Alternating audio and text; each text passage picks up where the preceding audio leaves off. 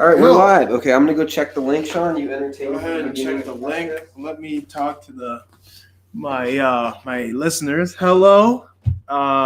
We're currently getting prepared for the STARBOUND podcast. I'm guessing it's episode 25, which is a pretty big number. Yeah, I don't know. I don't really check which episode it is. When you do this stuff like once a week, you start forgetting which week we're actually on. So, but yeah, I think it's 25. Anyway, welcome back to the Starbound podcast. This is technically almost a Sean only Starbound podcast episode bit, but I mean, this really is for testing purposes. It's more like I guess more like the intro. So anyway, just chilling. It's been a very long week. A lot has happened already. I'll give y'all some interesting details of what's happened this week. About 1 day after the last episode we just put up. Oh, it sounds good? Sounds good. All right, cool. Here, I'll let you. Didn't mean to interrupt though. So I'll go let you ahead. slide in. I'm just talking to the listeners. Yes. You know what I mean? Trying to tantalize their Thanks for tuning ears in with my voice. everybody. Anyway, yeah, it's bummy day. Hold on. Oh, it's pulled out of focus. Hold on. I'm trying to Give it a second. slide it back in. Pause. Anyway, yeah, just been chilling. It's been a pretty wild week. Is it good? Is it has the poke? Oh, not yet. Here, I think you got to give it a moment. Maybe if we like go all the way to Yeah, the maybe back. if we lean then back let and it- stay still. like- It didn't do that in the past, but I wonder if it's because it's darker. If it's doing that. Maybe because it's darker, just it's less light coming in, so it's just a little hard to focus on the right thing. It's still kind of out of focus, at least on what it looks like on the playback. I'm giving it a second. Yeah, check if your phone looks crazy. Yeah, it does look crazy. What is that? It does. Why Hey, is it- yo, rack. How do we rack this focus here? It should be like an auto rack. Let me like stand close to it. Is it working? Yeah. Oh, where is the focus here? Like, is it like it's like right here. Maybe if I get in front of it and mess it up. Yeah, try to bring it back a little. Oh, here we go. We got it. Yeah, buddy. All right, we got it. All right. Sorry about that. Troubleshooting. Yeah, we've never done like a late night podcast episode. I think the vibes are pretty good of it though. I like the color palette that we got going on here. That's good. I hope you guys like the Cosmo and Wanda fit that I got going Yeah, I on. was gonna say we're in our kind of bummier outfits right now. I'm just wearing a hoodie and some sweats Yeah. right now. The tram. Tran going by. Yeah, It's late, so there's no sun. You know what I mean? We just got out of a pretty wild movie. We can start with that. I'll talk about my week. I would love to dive right into. Or you want to start with the week or start with the movie? I want to start with the movie because we I agree. just We saw just the movie finished. together. Yeah, Fences. Yeah, so we said last week we're gonna watch Fences just because I guess we're in the Denzel Washington era right now. I just saw Training Day the week before that. I'm gonna pull up the IMDb just so we can get the exact info if we need it. Yeah, no, I don't want to mess because Yeah. yo, I'll give you guys a little spoiler alert. 2016. We're not gonna spoil the movie. I mean, Yeah. like a spoiler in terms of just like how we feel about the movie. Yes. But this movie is probably one of the best performed films I've ever seen in my life. I'm Period. like in awe. Like I knew it was gonna be good because I've heard very good things, and I Yeah. read the play in college, and I Mhm. loved the play. Like I remember thinking this play is so well written, and like sometimes when you read a play, especially I feel like if it's like a period piece or Mhm. something, like, and I don't even know if this is a period piece or it was just written. I think it was probably just written around this time. Oh, really? Actually, let me Fences is an old piece. I feel like it is a period piece because they talk about the time as if it's almost significant. Actually it is a period piece because it was it's a 1983 play by August Wilson, and it's set in the 1950s. There's like I think it's around like 1956 because like that was what I was kind of able to tell and put together. But yeah, August Wilson is the playwright, and the movie Fences is an adaptation of a play. Yeah. By August Wilson. And I gotta say, has to be one of top 3 like best writing ever written. It's like Best writing ever written. I'm in awe.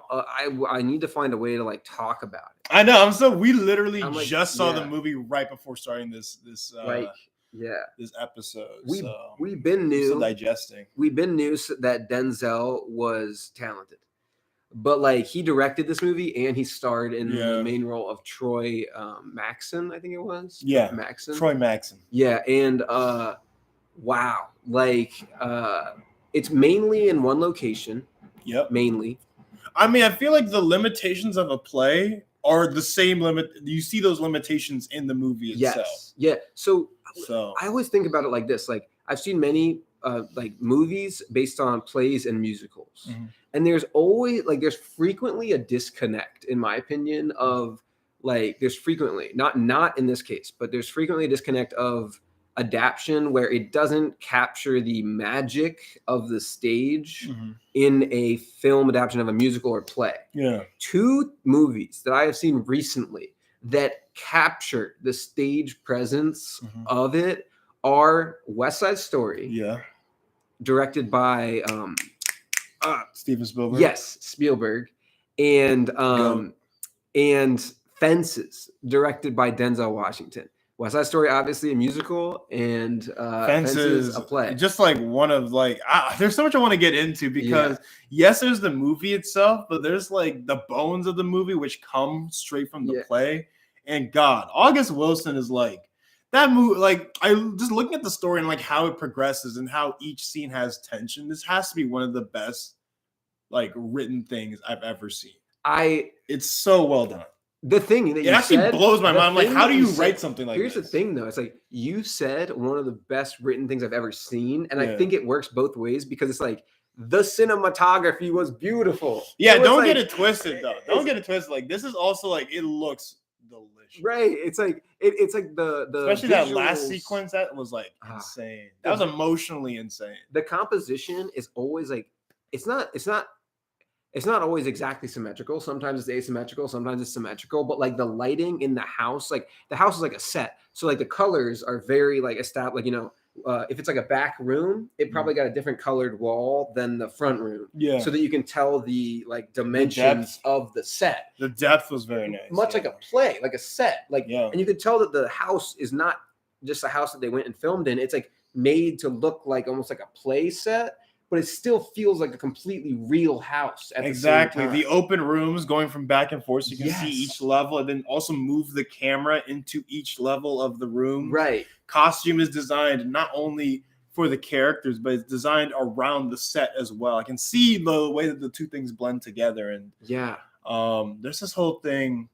I also love how and maybe this is based more on just the story, but the story also plays into the fact that it's based in one location. It's part of the emotional story of the characters where like they feel like they're in the same place. Yeah. And they're literally in the same, like the whole story takes place basically in one location. But much like Rear Window, like that's another movie where like the setting is part of the story. What's that guy's name again?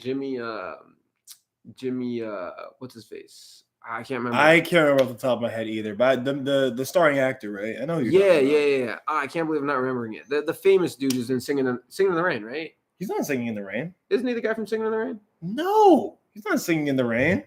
Are you sure? The guy that's in the wheelchair in Rear Window, right? Yeah. He is not in Singing in the Rain.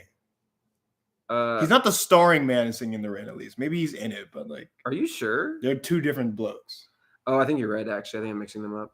Gene Kelly is the guy in Singing in the Rain. That's right. The guy in Rear Window is also in like hella stuff. No, he is in a lot of movies. He's in like a Western I saw. Jimmy Stewart.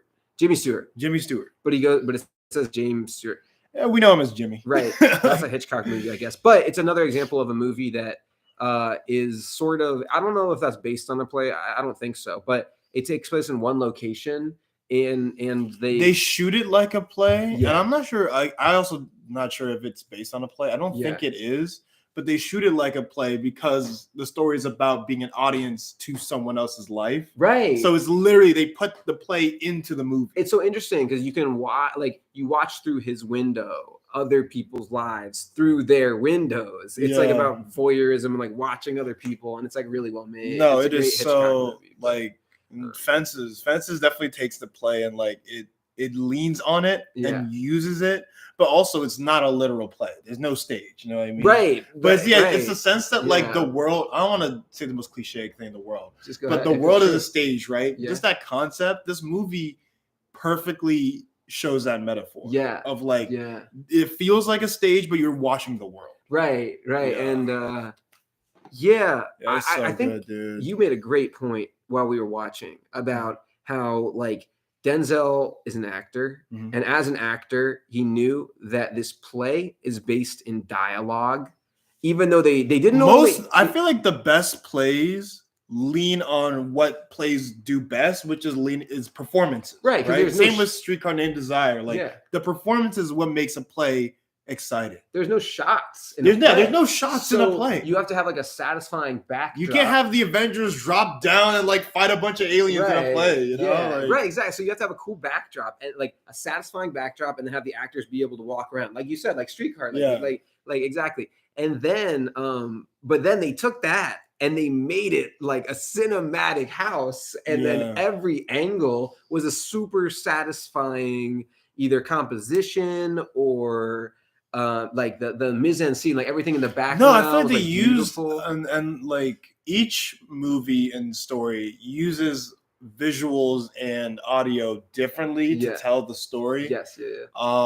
and I'm gonna do it again. I'm gonna bring up the Batman, but in the Batman's great. I've said it a million times, but I'll say it again, particularly to talk about this movie. It uses its visuals and audio to tell you about the story of Gotham as a place. And I feel like in this movie they use the cinematography and the audio to tell you the story of these characters, of like these people. Yes.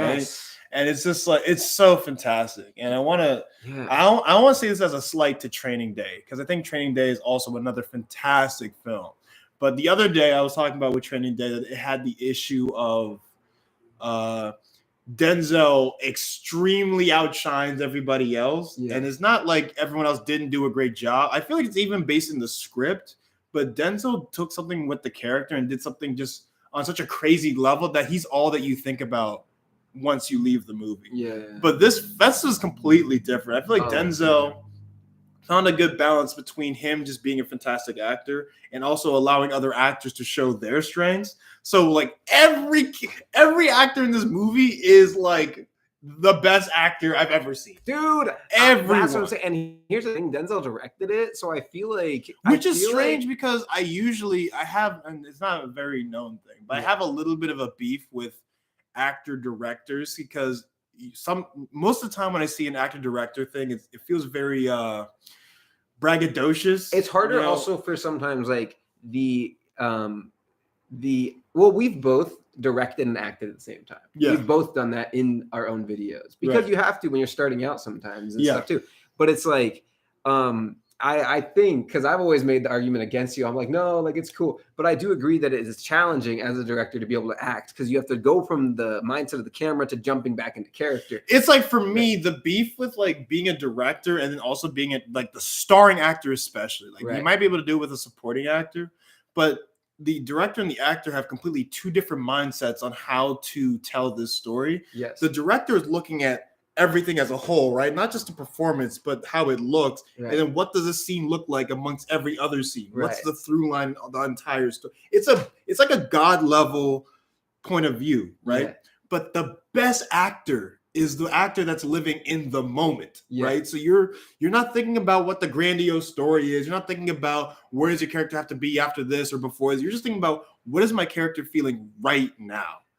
So if you take these are contradictory points of view of a story. So it's like, how do you just jump from one and the other and then do both jobs perfectly? You have to practice, right? And I feel like Denzel put like, man, did he say you can do it? That's what I'm saying. I was like, look, I'll admit, like him and then some other actor directors out there, they've proven that it's not impossible. But you definitely, like, you have to respect both crafts. I feel like Denzel, as a director, he knew, it's like, okay, I understand I'm starring in this, but I have to make sure that everything I do as a director is leaning into all the performances on the screen. Like, that is what I know. That's what I know his strengths are, and I know he used that to his advantage as a director, and he nailed it. Dude. This is perfect. This is like, look, nailed it. Not many movies to me are perfect. And we have two different definitions of what perfect means. But for me, Fences is a perfect movie. I think I agree. I mean, like, as far like, okay, you can't make this movie any better. Nothing's perfect, but like things can be perfectly imperfect, right? And so I think Fences, I couldn't ask for anything more.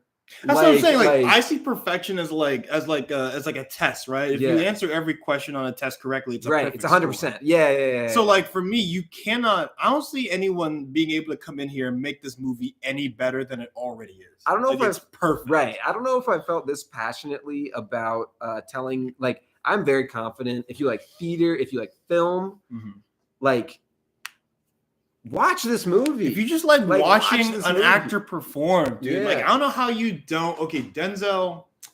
I don't know. Denzel, I always thought of like, oh, he's one of the best actors out there. But after watching this movie, I was like, when you start talking about, is Denzel literally the greatest actor? Dude, he's ever. so. He should be up there next to like the best, right? Like the best of the best of the best. He kills it. Yeah, and like you said, like it's focused on the words, the acting, and so a lot of times instead of quick pans or a lot of camera movement, it's like slow zoom ins, as you pointed out, on the actor, right?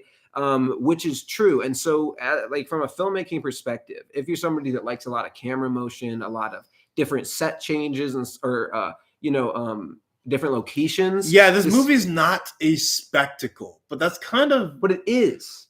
Yeah, like it is in what it's exactly what it's trying to be. Yeah, and you don't get sick of the house. You know what I'm saying? You don't get sick of the location. That's a very difficult thing to do as a director, and also as an actor. Like, how do you keep people entertained when they're seeing the same location over and over and over? Like, what do you lean on to tell the story? And Denzel knew ahead of time. I think I'm sure he was part of the casting process because he picked the right actors to work with. Right. He made sure that we could lean fully into just who these characters were at that moment. Let me shout out some of these actors. It was exciting.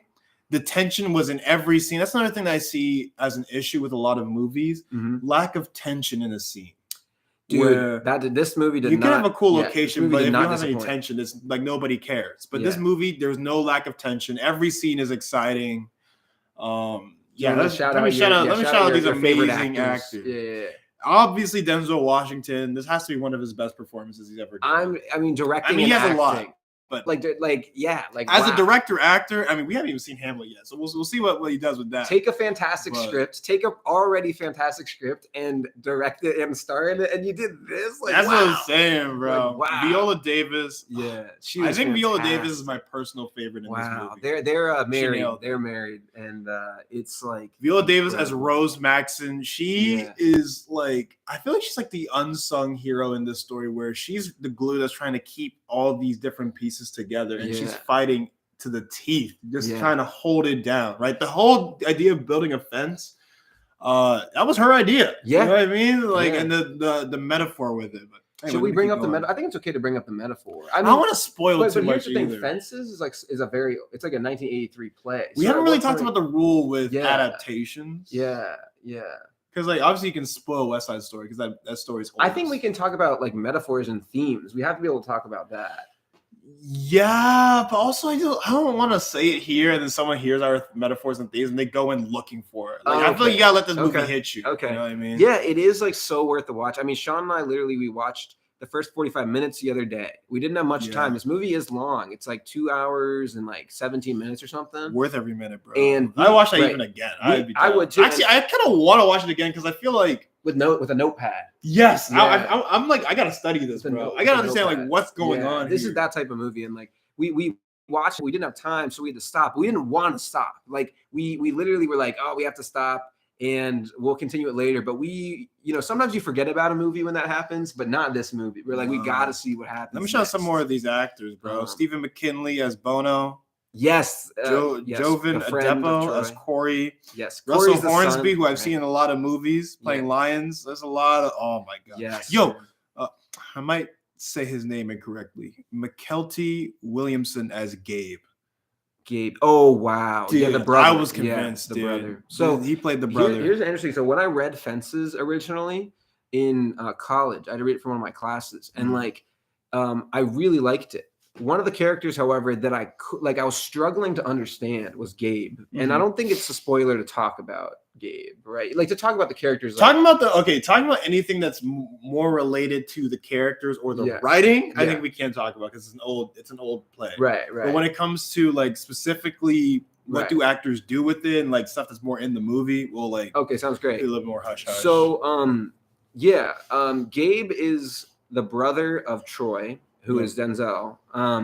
And he has like a mental disability basically. And so apparently something about his head. He had to get a metal plate in his head because of something that happened in the war. Right. And so he's kind of like difficult to understand because like the way he talks, you're kind of confused on what he's saying. So when I initially read that, I was like, I can't understand this character. And a lot of times as an actor, like when I read a script, especially when I'm playing that character, I'm like, I don't understand how somebody could say this like this in real life. I remember I used to think that a lot. Like, but then you read the script and you finish the script and you're like, oh yeah, you're like, whoa, like it made sense the whole time or something like that. Like, and like the fact that August Wilson can write and do that and have you just so confused at first, but then really just make you appreciate and understand by the end of the play. I love that you can get that on first watch and you don't have to watch it 8 times to understand that. There's a time and place for like the going back, because if you do go back and watch this movie, I'm sure we will notice little things that are in the corner here and there. I think it's important that and some people love to lean on you have to watch this over and over again. There's a movie I saw even really recently, and I can't forget the name of it, but this director specified that he wanted people to just keep Wes Anderson. Right? Yes, it was Wes Anderson. The French Dispatch, I think is what it was, where he specifically designed it so that people have to watch it over and over again. But the issue is, I think your audience needs to understand that something is there the first time that they watch it. Yeah. And I feel like with the French Dispatch, it was a lot more challenging to see where the magic was that first watch. Yeah. He's a very different director. Like, if you just want to compare directors, like Wes Anderson loves compared to who? To Denzel. In this movie. Like talk about but it's also the style, right? This is obviously a play, so it's different. But like it's different. But no, I feel like and we'll see what Denzel does with his other movies. Yeah. But just off of Fences alone, I can tell that Denzel is taking what he knows from filmmaking and theater and putting it into the work. So his style is leaning everything, the world, the sound, like all of it into the performances. Right. Whereas Wes Anderson, I feel like the visuals are the performance. It's a different I would say style. He relies a lot less on the actors. Yes. Not like that doesn't mean the actors not the actors aren't giving it up. The actors can't act. So that does not They're giving it up. They're giving it up. But quick zooms, a lot of camera movements, much more focus on a lot of dynamics with the movement and how people move around on the screen. Yes. Like I can tell that the story is in the visuals more so than the character performance. Similarly, though, you can tell that everything is preset, pre-storyboarded, pre-this, pre-that. And that's the same way I felt about Fences. So they do have some similarities. No, I think it's this just goes down into really good directing. It's leaning into where the story is. Right. Here's what I'll say actually. So I watched Fantastic Mr. Fox not that long ago, which I really loved. And like one of the great things about that is that stop motion animation directed by Wes Anderson. And like the characters, stop motion, they're small, like they're minis, right? Miniatures. And like when the characters like in Fantastic Mr. Fox, got further away from screen, he changed the actual puppets that are like these sort of fur kind of looking puppet things to these like toy looking ones where you can see the sort of like joints in their knees. And he didn't have to do that because it's such a high production. You could have gotten smaller versions that had the fur and stuff. But I think it was embracing the limitations of stop motion, saying we know that it's like toys and we're going to it's stop motion. We're going to like break the quote unquote fourth wall because it is almost like charming. You know what I'm saying? And although Fences doesn't necessarily break the fourth wall, there's so many theatrical aspects of the film that wouldn't happen in a normal film and only is it this way in this movie because it's theater. Yeah. Like as far as like composition goes, I would say it's almost mostly as composition goes because they purposely, I think, don't like use a lot of camera movements because when you're sitting in a theater, you're watching action unfold. Like you're slowly, you're in your mind, you're slowly zooming in. At first, you notice all the people around you. Yeah. And then as you get more engaged in the story, you slowly focus just on the square in front of you. Yeah. And like, that's what this movie did. So it's really embracing the limitations of theater the same way that Fantastic Mr. Fox is embracing the limitations of stop motion, which is, that's awesome. That's so cool. You know, that's what like West Side Story, the movie, does that a lot too. Like, wow, we're so lucky that we get all these like really cool movies. No, we're like so fortunate, dude. Yeah. We're so fortunate. Like, yeah, no, Fences is like, oh my God, dude. I'm very excited to see that again. And again, everyone's performance was fantastic. Yeah. Cinematography on fleek. Sounds great. I feel like it was in the South. I haven't done my research on the story. I just kind of jumped into the movie. But it feels like because I feel like I can hear the Southern heat. I think it is a little. I think it is at least like somewhat Southern. Not exactly sure where. Not sure. I'll have to look it up. Maybe I'm reading that entirely wrong, but I just feel like like it's so good, and the way it uses a lot of metaphors for every character. Every character has their own metaphor and their own like story, which plays into this bigger overarching idea. Yeah, which I think can get lost a lot with typical. I want to say typical movies. Right. Your more standard movies, those metaphors with each character can get lost. And plays. Like metaphors between characters are not 100% amongst all movies or all plays. It's not like that's plays true. Or, you know. But I feel like with a lot of plays I've seen, a lot of movies I've seen, movies tend to be the ones that can forget it more often because a lot of the people making these movies, they lean into the visual aspect of it, which is not a bad thing. It's just a different style.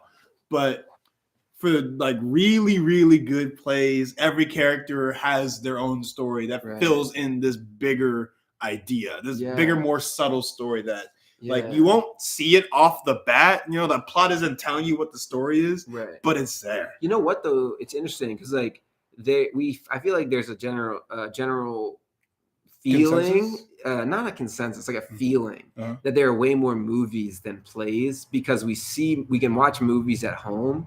Like you can technically go online and read plays, but like movies they feel way more accessible than plays, right? Movies are more accessible than plays. I can watch a movie on this TV right now. I can't watch a play on this. That's TV. A good point. You probably could look it up on your computer and find it, but it would take more work. It would be less accessible. But here's the thing. I feel like plays used to be way more accessible than movies because movies are like a relatively new thing. So like maybe we only see the best plays, which is why, you know, a lot of people do the same plays, which is why it feels like the metaphors are stronger in plays because it's the best of the bunch. You know what I'm saying? I'm curious. I don't know. I'm curious because I feel like with plays, right? Back before like movies were super duper accessible and it was just like a gimmick, like a fucking magic gimmick in those little boxes or whatever. I feel like plays were still like a high-end thing. You know what I mean? There was no cheap play to go to. You know what I mean? I don't know because I took this one class. And like it's actually interesting though that you bring this up because you're right. Like, you know, movies used to be a gimmick. You know, you'd go into the store and you'd like or it was a toy. Like it was like, what were those toys called? Like the something scopes. Zytoscopes or Vitoscopes? It was like those toys, and there was like this like mirror, and the kid could spin it around and watch. It's like stop motion. You know, movies are stop motion. It's just a bunch of photos in like playing out. Right. And so then the drawings with like, you know, one horse with his legs that way and then this way, and you spin it and it looks like somebody's galloping. And but like for theater, I took this one class and she showed us the teacher. She was great. Susan Stroop. Yeah. So you give her a shout out. She's that great. Yeah, she was really good. And she we studied the origin and stuff. Oh yeah, learn me up. I don't know. And so like it was a lot. She had us focus a lot on like carnivals and like these like performances, like these old timey like performances and these like show wagons where people would like ride around on wagons and just kind of perform something. And that's when it clicked in my brain, like, oh, theater was gimmicky at the beginning too. Because everything, I think, I'm not like, maybe I'm wrong, but I think a lot of art forms like are kind of like that at the beginning. It's gimmicky. Like, well, think about it.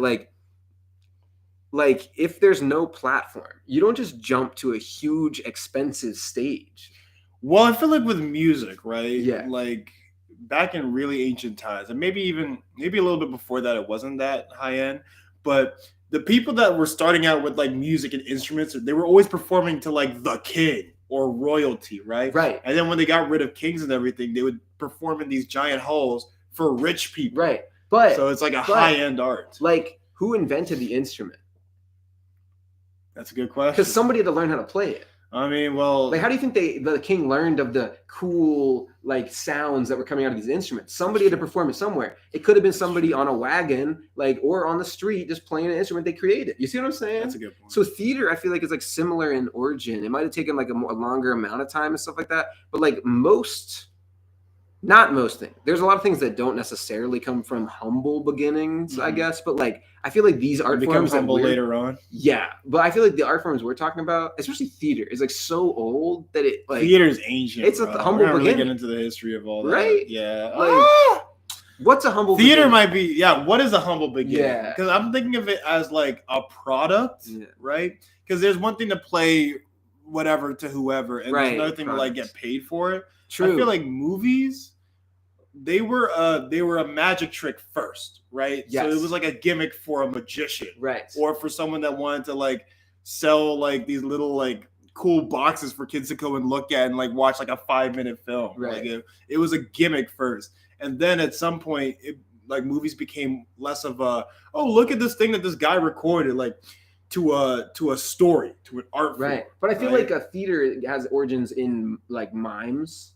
In like clowns. Where do you consider the start of what theater is? That's because it's like so I feel like that's why the class was so interesting, because like I took it thinking we would be studying like the ancient Greek plays, and I'm like, why am I studying like this like wagon where they did these like sort of almost like circus-esque shows, and then I realized like, because like it had to start somewhere. That's kind of where the idea of the play comes from. Yeah, performers just going on wagon. Because I mean, think about it, like in a house, like for kids to find out like what they're interested in life. Like, if you're a kid that dances a lot, your parent might be like, "Wow, Johnny really likes dancing, so I'm gonna put him in a dancing class." And then Johnny might go on become a great dancer, and then realize that there's actually a better way for him to express his movement than dancing. Like maybe he actually prefers running. And it becomes a track star? Yeah. He a runner, he a track star. Like what if it's like these different, see what I'm saying? I do see what you're saying. Like maybe it takes a while maybe sometimes the path that you're on, like it doesn't always. Wow, you better get existential with this shit. yeah. I'm like, maybe the path that you're on, it doesn't always have to be the path that you're on. And there's like alternative routes that you never even thought of before because like down to like your instincts or your like the way you are, like it sort of makes you want to express yourself with movement or with singing or with what I'm saying. Yeah. I know what you mean. Yeah. I know what you mean. A lot like check out what I'm about to do with the segue. A lot like how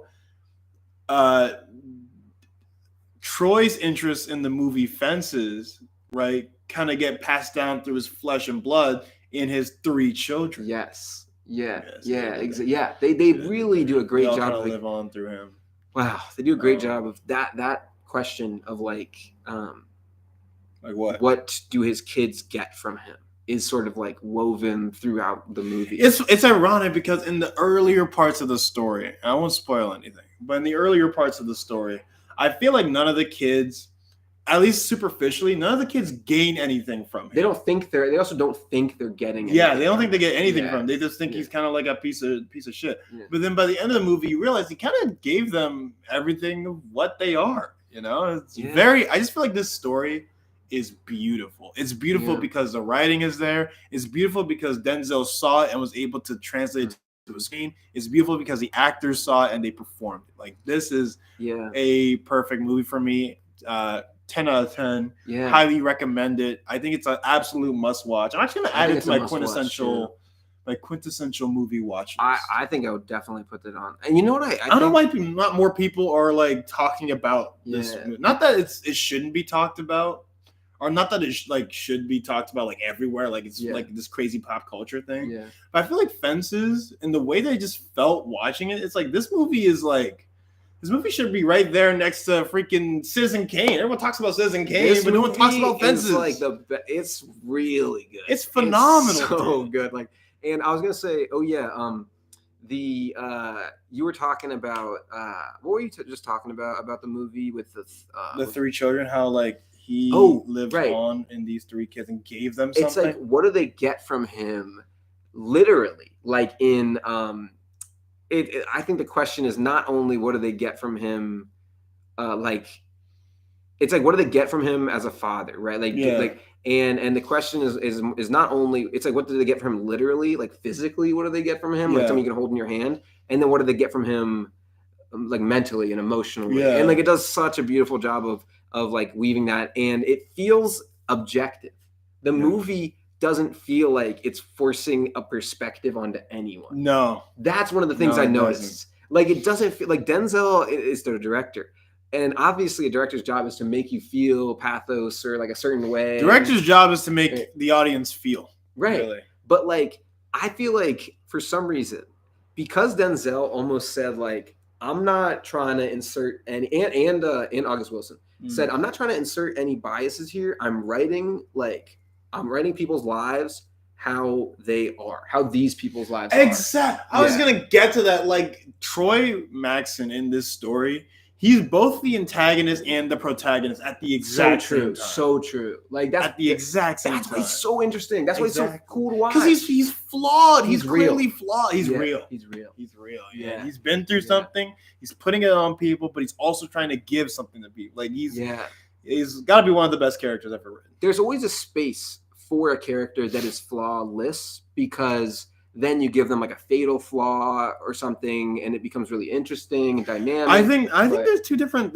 types of stories. I might have talked about it on this podcast before, but there is the stories based around and I'll use the MCU as examples because these are just clear-cut examples. Yeah, it's a great example. But there are stories with the flawless character who's in a flawed world. Yes. And they have to figure out how do they keep their morality. It's a question of morality with those types of stories, because you can't be flawless in a flawed world. Something's going to happen eventually. Yeah. And that's what Captain America's story is in the MCU. And there's times for that all the time, but it's so popular now. Those characters are, it's become very popular where like there's a lot of flawless characters running around. And I think, well, no. I'm going to argue against that for a second, because there are also stories where there is a flawed character who needs to, I don't want to say fix themselves, but needs to come to recognize it, right? Yeah. So Iron Man is that perfect example in the MCU where he is a flawed character clearly out the gate and needs to grow as a person. Iron Man 1 is fantastic. Iron Man 1 is fantastic. That is fantastic. But I think a lot of movies after Iron Man like try to be Iron Man and just have like a recklessly flawed character. Yeah. I don't really see many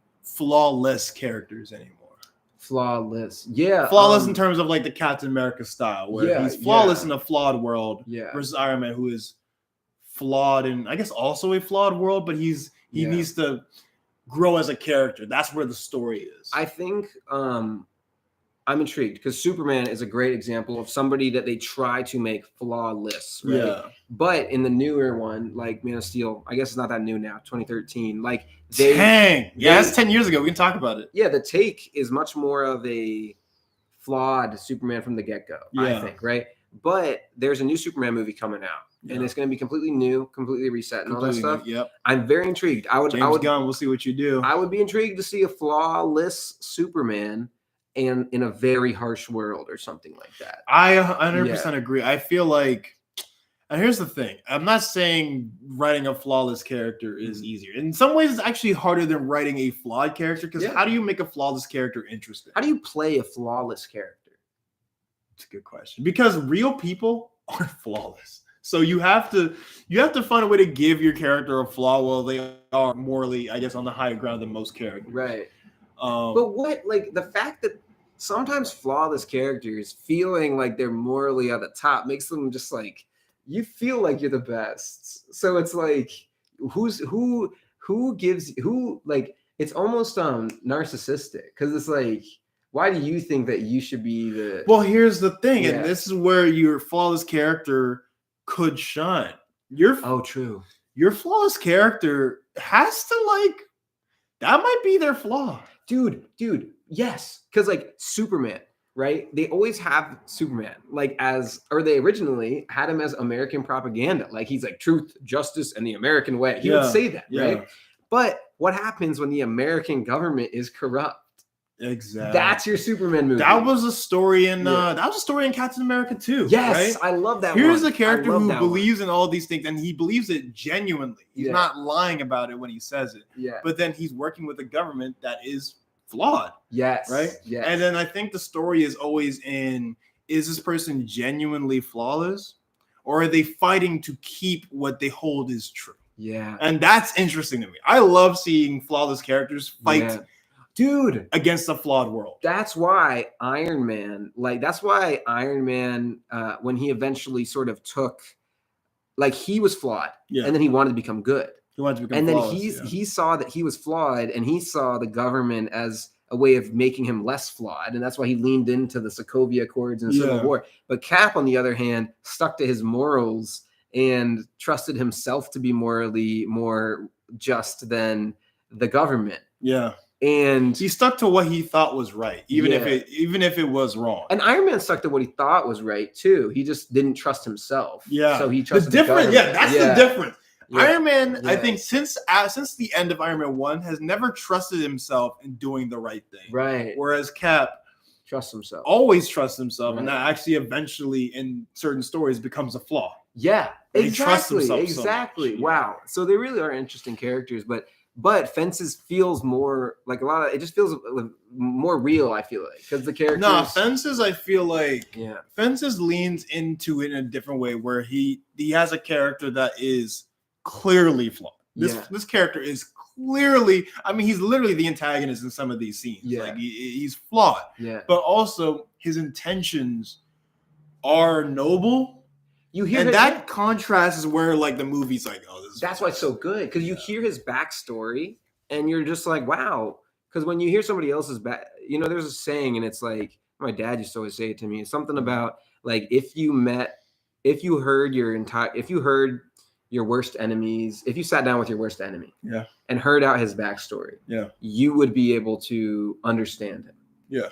So like, when we hear the backstory of this character who is clearly flawed, and we learn what this character was raised on, what this character knew, how this character is, how this character was, it becomes almost impossible to judge that character existentially. You know what I'm saying? Because it's like, who are you to judge when you were raised on easier times than this character? Exactly. You know what I'm saying? That's why every parent who is harsh on their child always talks about how their parent was way harsher on them. You know what I mean? Yeah, you always hear different time, different circumstance, different people, and it just results in different things. Yeah, and it's just wow. Nobody is I feel like everybody is like, I mean, everybody has something to sympathize with. Like, you know what I'm saying?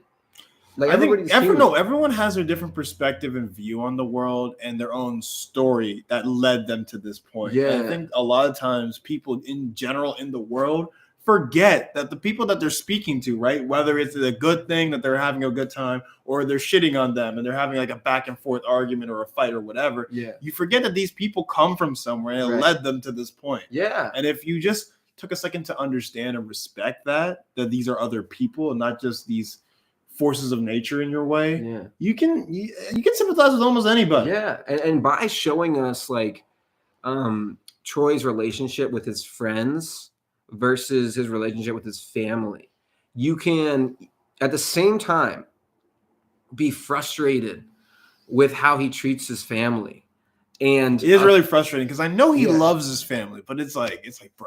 Yeah. You know what I mean? But then at the same time, when he interacts with his friends, you can tell that he really cares for his friends because he lets his friends say things to him that he doesn't let other people say to him. Yeah. And his friends going out on a limb, knowing that Troy has sort of a temper. Yeah. So it's like, you can tell that the friendship means a lot and you can like respect the friendship. Yeah. You know what I'm saying? No, you can love a good friendship. A good friend is someone that can call out your BS. Yeah. You know what I mean? Yeah. That's a real friend. And it's just like, wow, the writing is just incredible. Like, and the acting and like the cinematography. And I don't think I've seen a movie recently that I've had like nothing like barely anything negative to say, and maybe that's because we're getting like better at appreciating art or something. But perhaps we're getting, no, I don't think it's just that, bro. Like I'd like to see I like to see a Fences hater walk in and tell me something that they genuinely dislike about Fences. yeah, Because I don't see it. I don't see where you can say that it's a bad thing. I think the worst thing someone could say is that they're bored by it. But if they're bored by it, it's telling me that they're not really watching it. right, You know what I mean? right. I think watching things in different contexts changes everything. Like That's true. sometimes you have to watch movies in small groups, and sometimes you have to watch movies in big groups. Like, but a lot of times I feel like when there's a lot of people around, I have to really quickly just plug this in. Yeah. The best way to watch any movie is in a theater. Okay, we can continue. Yeah.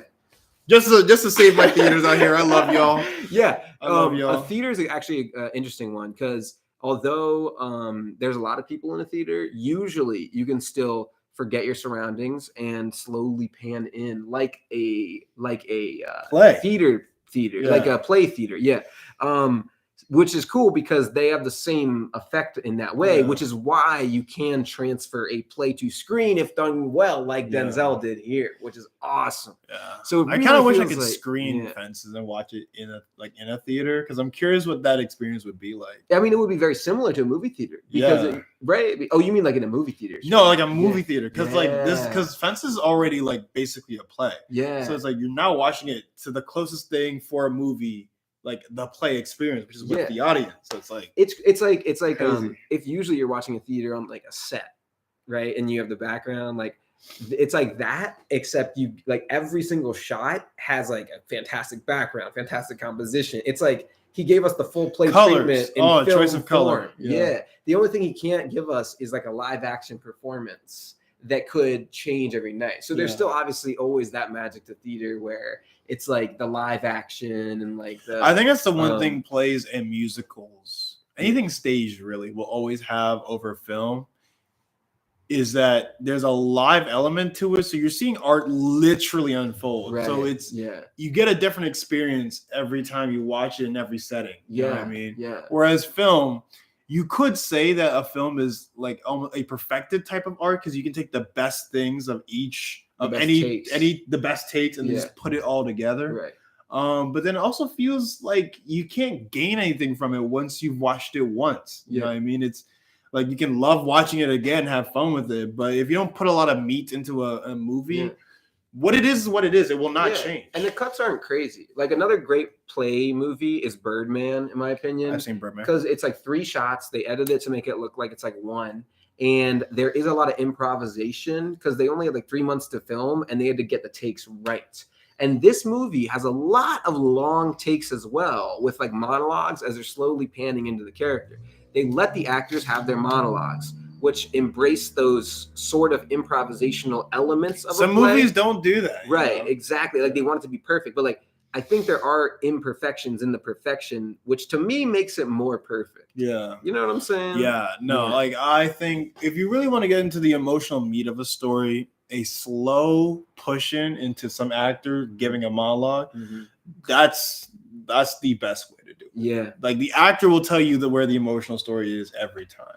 There was this one shot that Sean and I just both like. Yeah, we both looked at each other after that. I was like, and there's a window. And you feel me? Yeah. There's I'll just try to tell you if you ever get to it.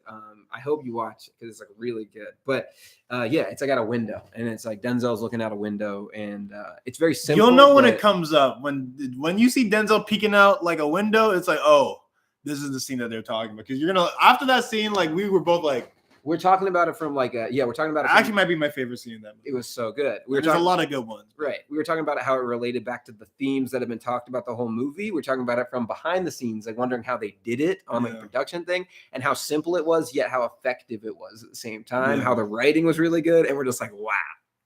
It just blew me away. Bro. Yeah. Oh my god, blew me away.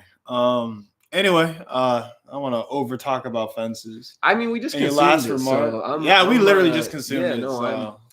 Any last remarks on the movie you'd like to give on the people? I would just like to thank the entire cast and crew that made Fences possible. To every shout out to everybody. There's a lot of even like hidden people that worked on every movie. To August Wilson for writing it. I love you. to the actors, to the crew, everybody, because I feel did, like I'm bro. like just happy that it exists. Me too. I feel Yeah. like Fences needs more like flowers and roses. Fences should be Yeah. Fences should probably be in the film archive. Like this Yeah. movie is so fantastic that I feel like everyone should be studying this every day. Yeah, no, It should be in the film. I Like, agree. look, and not to shit on Citizen Kane because I like Citizen Kane a lot. Citizen Kane is very but well to me, made, Fences is better than Citizen Kane. Yeah, I mean, you could argue. I think I like the story more for like I like Citizen Kane a lot actually. Like I'm not one of the people that like doesn't like Citizen Kane. I really do like it, but I think I really. But did if we're just enjoy gonna talk Fences about more, like movies that aren't only phenomenal in how they are made, but just like what they can give you if you actually try to research what this story is and like what the characters are, like Fences gives it up, dude. Fences gives it up. Fences is a gold mine for like cinematic perfection. And just writing and like writing perfection, bro. Go back to the play. Like, what do you want me to say, man? I think there should be much more of of this where there are beautiful scripts already written by playwrights and like more adaptations. You can give them more exposure. Well, they have their own category in the Oscars, actually. Really? Adaptations. Oh. They separated just because like it's a different type of art. I get that. Something. Like in a way, it's like almost as far as awards go, it's almost unfair because it's like you take a perfect play, like you take a perfect script from the get go. Yeah. But but it's also like, why wouldn't you do that? No, it's just there's nothing wrong with doing it. I think it's also a different art form because you're translating images and ideas that are already there into a visual medium, right, an audible medium even. But like instead of sequels, I could go with this way more because it's like a spiritual sequel. If you like love the play and you've seen the play live, it's like now you have a version of the play that is on the screen that still has the feeling like you're watching it on a stage, but it captures these like incredible performances from like top tier actors and wow. Yeah, dude. I'm at a loss for words. Lost for word. Fences. If you haven't seen it, you are wasting your breath and you should go see it right after you watch this episode of the Starbound podcast. Yeah, I don't usually feel this passionate about a movie in general. There's like a few, but like wow. I'm like Fences is up there. It's going on my top 100. It's going on my top 100 for sure. That was really good. In other news, I just wanted to talk about the fact that one day after the last episode, my album dropped, Leaving Saturn. Yes, check it out. It's drop week because we were talking about how it was about to drop last time. Right? Yeah, we were talking about how it was literally about to drop at midnight. Like it was about to drop at midnight. Yeah, which did not actually happen. I was a bit surprised. Yeah, I was assuming because I was reading in all these different places that what happens is if you, depending on what city you're in, it'll drop at midnight in your city. So, and we're on the West Coast. So I thought, okay, it's going to drop midnight here, 3 a.m. on the East Coast. Yeah. That's not the case. It was midnight over there, 9 o'clock over here. Yeah. So I was like, wait. Yeah. So I have to I do all these like different things to prep for like the album dropping. Yeah. And like it dropped kind of not ahead of time. I got on the earlier phone, than I expected. I was on the phone with Jacob who's in New York. Yeah. And so like we like it was not midnight, so I wasn't ready for the drop. I wasn't ready for the drop. And you walk in while I'm on the phone, and you're like, "Yo, the album's out." And so we had a pre-screening of the album, which is cool because I got to see pre-listening party. Jacobus's reactions of the of Leaving Saturn live, which was awesome. That was that's freaking cool, dude. It was really cool. Yeah, it was just someone hit me like, "Oh my god, I'm listening right now." Like, wait, you're listening right now? Yeah, hold on, no, I have to prep all these things and got a bunch of stuff together. How's it feel? Like how just reflect on the week. I just want to hear your thoughts. It feels really, really good to release something because again, I think artistically speaking, I haven't technically released any art in over a year. Right? All my crafts were leading in. Oh, I guess no. I guess we just did Who Avenged Mr. President. Yeah, we did that in that has to be over a year. That was right? Was it? Wait, was it January? We shot it in January of 2022, and now it's February of 2023. So a year, about a year ago. So we shot that. It's March, bro. I said February. It's March.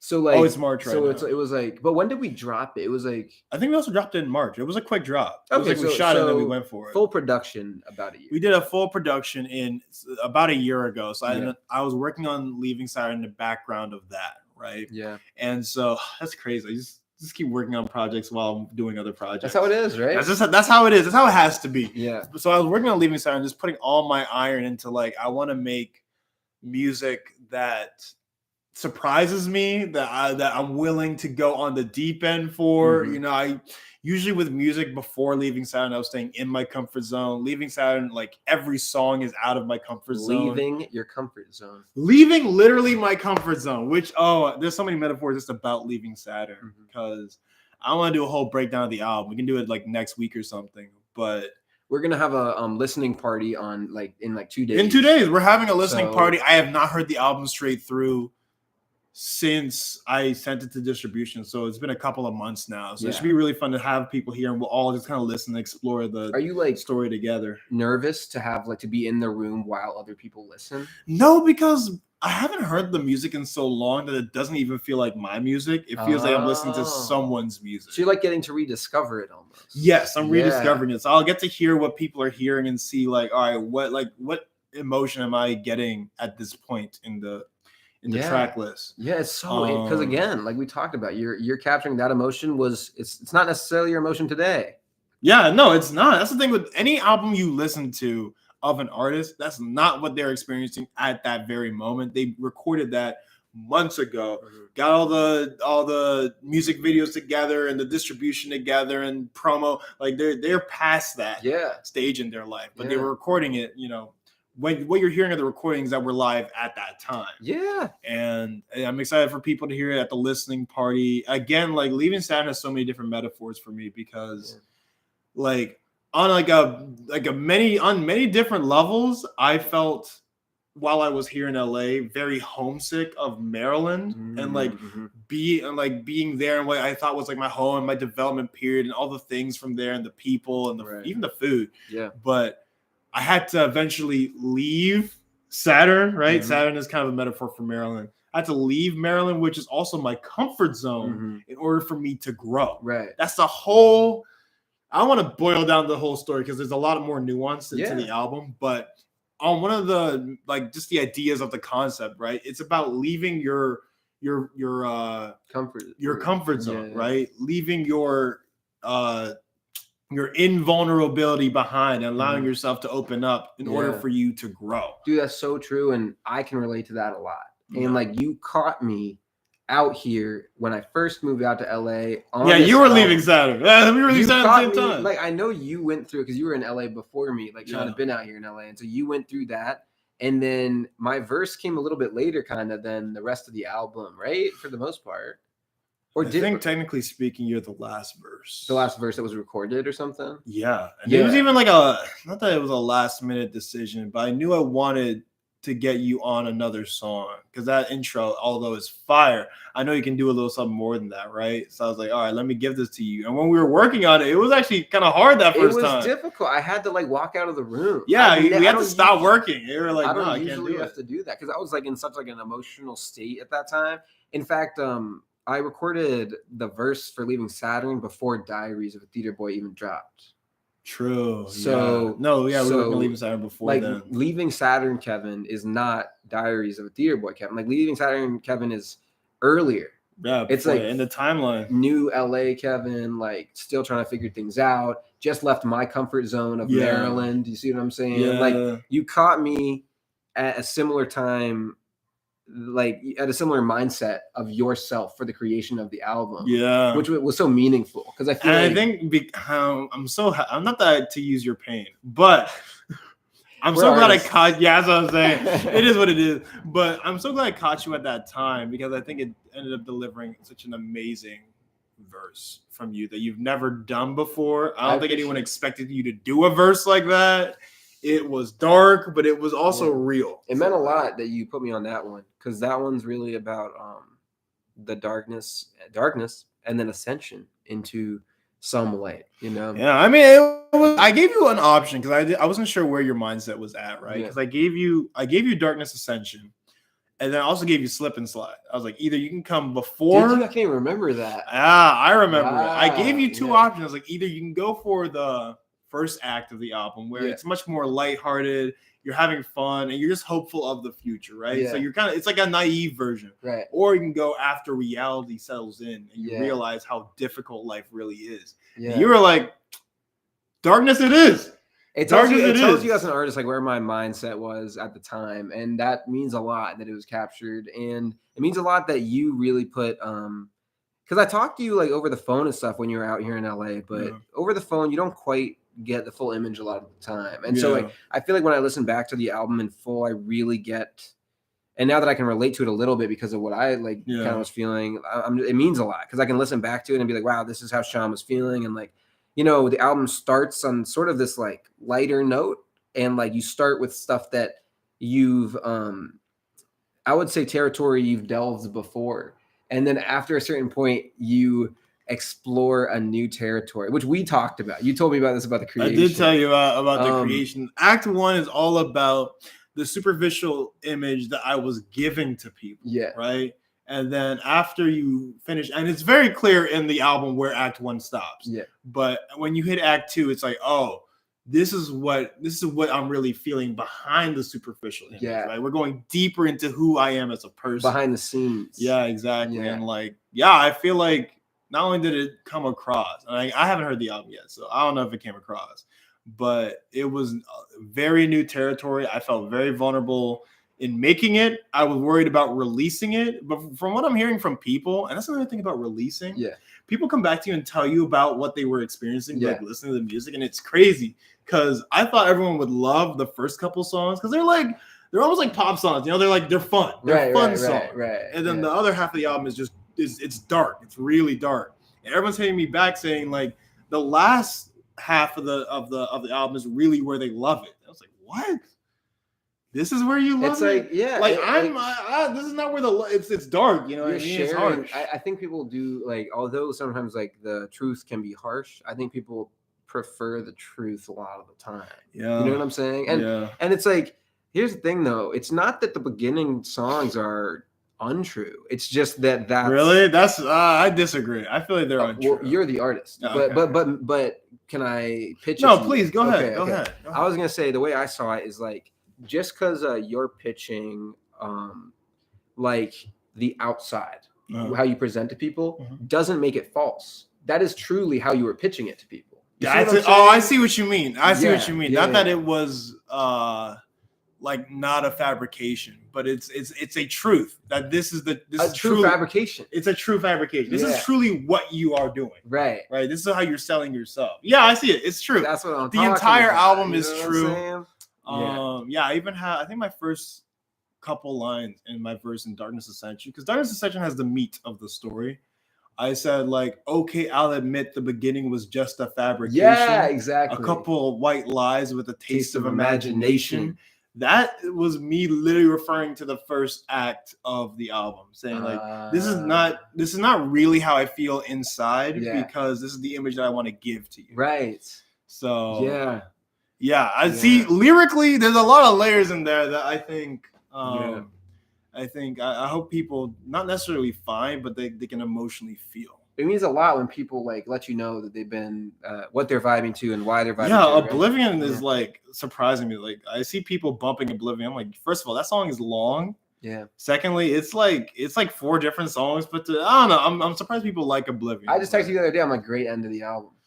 Yeah, because I was listening and I'm like, wow, this is like. You ever like? I got the same vibe from other albums, but you ever like? There's like a saying in the song where they're like, "Oh, thanks for stopping by. Like, thanks for hanging out on this album." And I think you say that in Oblivion, don't you? You're like, "Thanks for joining me on this." Oh no, it's Galactic Interlude. Oh yeah. Hey, I was going through a whole thing there, a therapeutic journey. I hope you've enjoyed these songs as much as I've enjoyed making them. Teasing the end of the album. Teasing basically that the album is about to come to an end. And that it always like sparks this like sadness in me because it's like, wow, the album's almost over. The emotional journey is almost over. But it's also like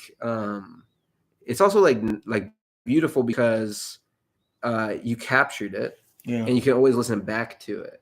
Yeah, you know what I'm saying? You can always rewind it, or reverse it. Some might say. I see what you did. See what I did there? I see what you did there. You gotta hear the album if you want to understand. Go check out Leaving Saturn.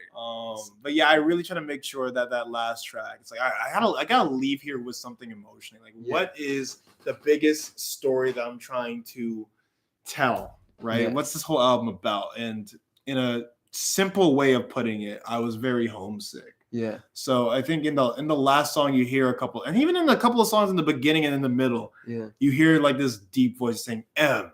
You know what I mean? It's like, dear M. And it's like, who's M? It's like Oblivion, although it can be about a girl, if you have that relationship with a girl, it's about feeling safe somewhere or with someone and then having to leave that behind. Right? And so the song, although I talk about M as if it's a woman, it's really it's M is short for Maryland. Right? I'm leaving, like, I miss Maryland. And I remember when me and Maryland, we were gonna be forever, like that's a forever thing, and like I want to go back and yada yada. I feel like I can't do anything without Maryland. I have to grow and leave that behind, but that doesn't mean I have to leave that memory behind. Like, Maryland's always a part of me. But I'm growing to see other new sites, new places. It's really true. That wow, you said like if you have that relationship with somebody, you can also apply that feeling to that. That's how your whole album is. It's like, I mean, that's how like like the whole album is about a place, but if you can relate to it, it's more than that. It's about a feeling. It's about the feelings that you get from it personally, and that could be from a place, it could be from a person, it could be from a thing. But like these emotions, they're real emotion that you feel. Right, and I feel like people like, if they can relate to it in whichever way. We have a song that we've been cooking up. And without different metaphors. You know what I'm talking about, right? I know what you're talking about. Where we had two different people hear the chorus and have different interpretations of what the chorus meant, but they both were true. You see what I'm saying? They're both true. Because like I think at the end of the day, some of the best music, and especially my second half of the album, I leaned solely on the emotion I was feeling of something rather than the more objective version of things, which I think is a little bit more in the first act or the first half. But leading into what the emotion is, I think is where people can relate, because you can apply anything. Like jealousy could be to a person, but you could also be jealous of particular things, right? Like that can be applied in different ways.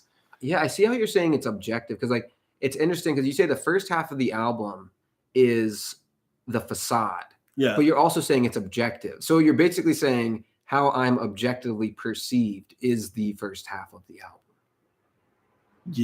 And then like how I'm subjectively perceived, like how you think of yourself, is the second half. Exactly. It's like, this is what I want people to objectively think of me versus this is what I feel like I am inside, which is subjective. Right.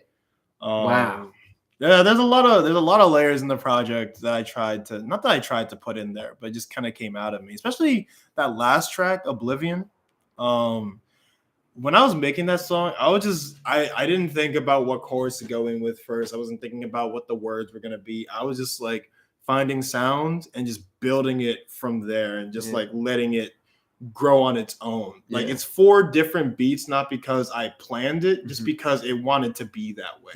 I leaned on my emotions and actually played my emotions, which is something I rarely ever do. Dude, it feels good, man. It feels good. And like similarly to Darkness Ascension, first half, second half, like those could have been 2 separate songs, but like the emotional journey made it one song, because you can't have the ascension without the darkness. Exactly. Because it wouldn't be like, I mean, you could, but like it wouldn't feel as like the truth is that the album is kind of about like a rebirth, right? And you can't have death without life. You can't have darkness without the light. Yeah. Wow. That's actually I think that's similar to a line they said in Fences. You can't have life without death. Yeah, he said that. Yeah, he says that. He says that early on. Yeah. And so I think in Darkness, the first half of Darkness Ascension, right? The next half of Darkness Ascension. It feels like we're slowly crawling into this death, right? And by the end of the song, it's like a final whisper of like, this is my last words. I like failed. And then Ascension brings it back of like, wait, in this moment where I thought everything was gone, like literally the music is lost. Yeah. The music comes back. Yeah. And I find a new thing to kind of lean towards when it comes to hope. Yeah. It's like, wow. Yeah. And it's not the same thing you were leaning on before. It's a different sound. It's a different sound. And then the rest of the album and the different sound. And it goes in that and then direction. Oblivion leans into the direction of keeping different beats in one song. Exactly. Yeah. So your new style is discovered through the end of the album. Exactly. That's what I'm saying. Like, Leaving Saturn is all about finding who you are, you know, once you've left your comfort zone. Yeah. And it's literally that way sonically. It's also that way lyrically. Yeah. I put a lot of, I try to do the most that I can with this project, and I'm glad people are enjoying it. From what I heard, the people that have heard it, they hit me back and they're like, yo, everyone's been saying they're so proud of me. I'm like, yo, what does that mean? Like, so, because for me, when you say you're proud of somebody, I think of it like a parent saying it to a child, wow, I raised you. I saw what you were when you were just starting out developing, and now I've seen you grown into this beautiful thing. And like, you're proud of that. It's like an admiration. Yeah. But I always saw it as like a familial admiration of like, you have to see the development. But I guess in other people's eyes, I think they're I'm proud. still working on the meaning of what it all means. Yeah. But it's like, they said that they were proud of me in the sense like I guess they saw me grow into who I am, and they're happy to see that growth. Yeah, I would say it's like they're proud to see self-pride. What? Ooh, you have to break that one down for me. Well, like, I think sometimes like when you come out to LA or move or leave your comfort zone, like you start getting really down on yourself and stuff because you just like, you don't know what you're doing. You're like, what am I doing? And you feel lost. There's so much self-doubt, essentially. Yeah. Lack of confidence. Yeah. And then you realize, I think a lot of it comes from realizing your self-worth and then building yourself back up from there. Yeah. And like, I think that album captures that emotion like beautifully. And I think like people listen to it and they understand the message and they feel and they relate to the message and they literally see you gaining self-pride. Not that you didn't have any before. I'm not saying that. It's just more so that like you left your comfort zone. Yeah. And they see you leaving your comfort zone, like sort of losing a sense of who you are, ego, where you were, and then rebuilding and gaining confidence and gaining pride. And like, that's why they're proud of you. I think that's just my perception. That's just my guess. Maybe wow, that's pretty deep, man. It's good, but it's like, that means they got the message, in my opinion. It feels good to hear all that. I love all the love. Not that I need it to be validated, but I appreciate the validation. Right. Because it tells me that at least in one note, I'm on the right track for where I need to be. And it's not gonna stop from there, bro. I would love to do a similar concept with all these different themes in Leaving Saturn and put it in a movie. There's definitely a sci-fi story that I want to tell that's very similar in this like I can see that type of story. Yeah. So that's probably going to be coming down the line. A lot of other projects. Yeah, dude. It's exciting. For me, when people tell me that they really enjoyed a song and stuff, like I'm like, wow, like I'm not alone in those thoughts that I have. Like I'm not the only person like this. That's the thing about that's really nice about sharing music, especially music that you wrote. You know, you handmade. Yeah. It's like, whoa, I'm not the only one in this world that feels this way, and they're relating to it. Like something's connecting. Right. You know, we're all having the human experience. Yes. And I think it's all about, wow, I found a way to bring this back to the movie we were watching. I'm like, it's all about looking at life through an objective lens and appreciating people for who they are. Because like, why look at things subjectively sometimes? Well, it's almost like take information in objectively. Take what you see in objectively, right? Okay. As objectively as you possibly can. Right. Because we all take things in naturally subjectively, right? Oh, but like, what do you mean by that? Take things in naturally subjectively. That's a good question. It's like, I think like everybody, you know how they talk about like when you're writing papers in school and stuff, you know how they talk about bias? Like everybody has automatic bias because you come from A or B. Yeah. I think like if you're able to somewhat separate yourself from your own thoughts when consuming art, especially from your perspective. Yeah, like I'm like with you. It's hard. to do. But no, I think it is. I think it's only difficult when you reject it. Yes. But I think the thing is, if you can just accept. Try not to judge. Yes, try not to judge. Try not to judge, Accept that your perspective is not the objective truth. Yes. And look at it objectively. So well said. Then it's like, oh, I can appreciate it. Yes. Yeah. Yes. That's it, man. That's a beautiful thought. That's what art's all about, bro. That is really what art Cheers is all to about. that. I will gladly cheers you. Cheers to Leaving Saturn. Bink. Let's go.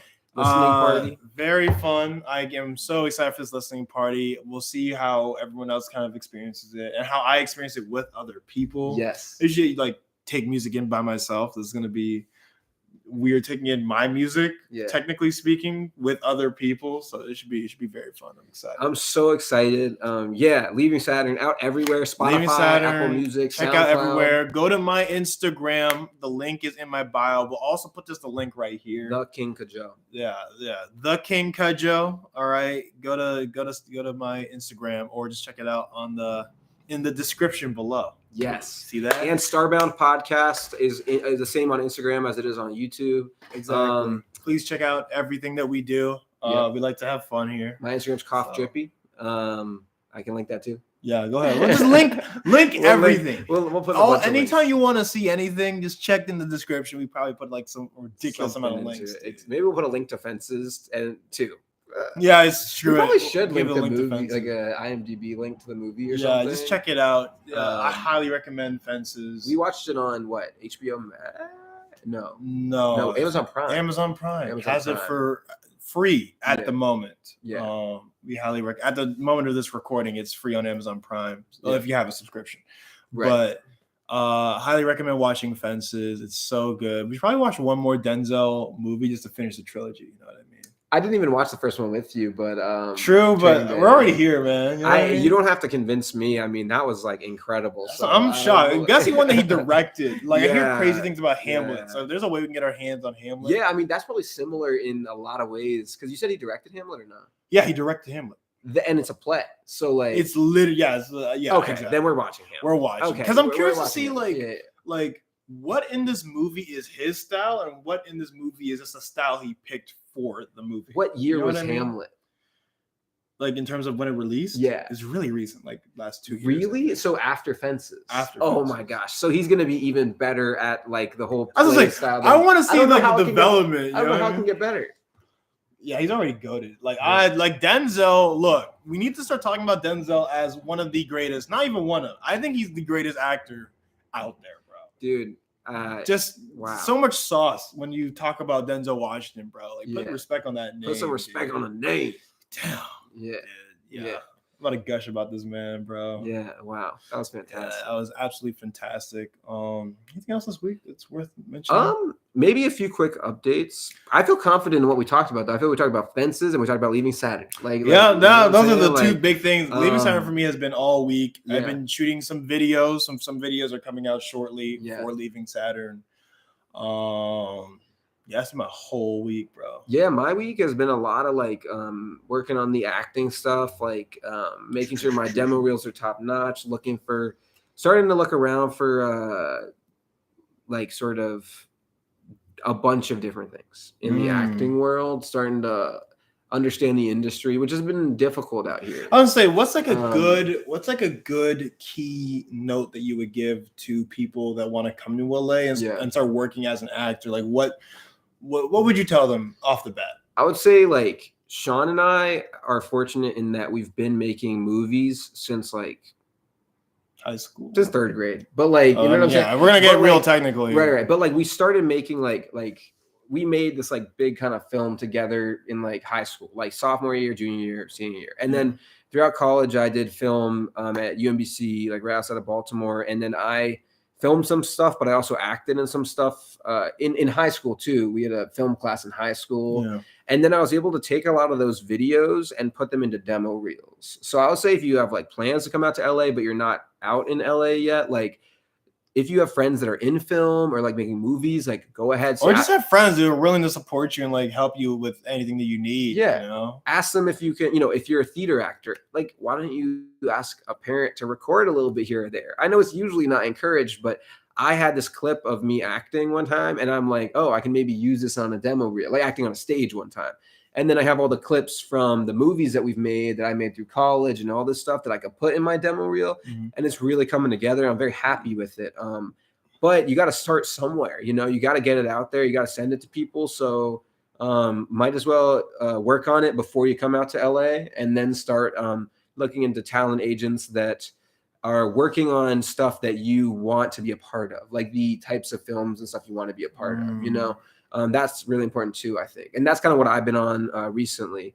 But getting started on the work, like having, not just having something to show per se, but like at least recording something of yourself performing. Yeah. Right. Have that ready, and just like, have it at least for yourself. Yeah. And then bring that forward and let it kind of guide you. Yeah. And I've been on TikTok a lot recently. My TikTok is Cough Drippy, same as Instagram. Go ahead and check it out.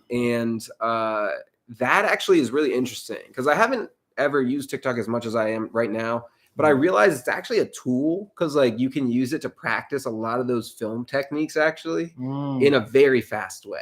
You can still set the composition of a TikTok very satisfyingly, just like you can a film camera.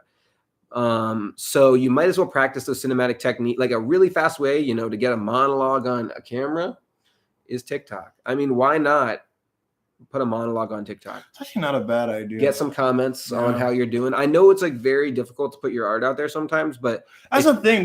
I know so many artists and none of them want to put their art out there. It's like, bro, you're not a real artist yet until you've made that leap, the leap of faith of like, all right, I have to just jump, put it out there and let people consume it. That's when you are a real artist. And when you eventually can do that, there's different projects, sometimes they're going to be your personal projects. Sometimes they're going to be other people's projects. An extra in Avengers. You know what I'm saying? Like, okay, I'd like those sometimes. I'm not going to lie. I'm not saying one's better than the other. I'm just saying like, you're a part of both. You're putting yourself out there both times. That's true. But like your personal message is going to be much more expressed in your individual art form.